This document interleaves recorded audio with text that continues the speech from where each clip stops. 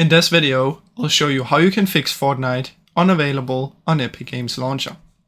Now the first thing that you want to do is open up Epic Games and click on your name, go to settings, scroll down and find Edit, Bold, Cache, Location, press reset, press apply, and then see if it works now.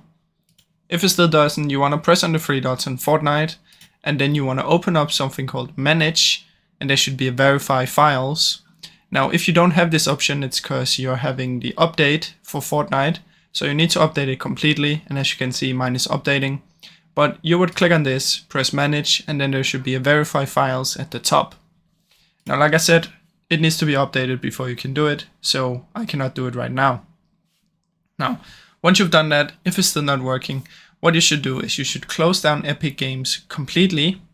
So that means coming here, right click and exit, and then you want to go to Task Manager, Details, Name, press F, and then look for Fortnite and close it down, and then press E and look for Epic Games and close everything with Epic and in the task. Now once you've done that, you can try and reopen and see if it works. If it's still not working, come here and search for run. Type in % local app data %. In here you want to find Epic Games Launcher, open it, go to saved, and then you want to delete your web cache folders. If you have more than one, just delete all. If you only have one, just delete that one. Then once you've deleted it, you want to try and reopen your Epic Games after you closed it down and then see if it works. If it's still not working, then for the last thing that you can try is simply uninstall Fortnite.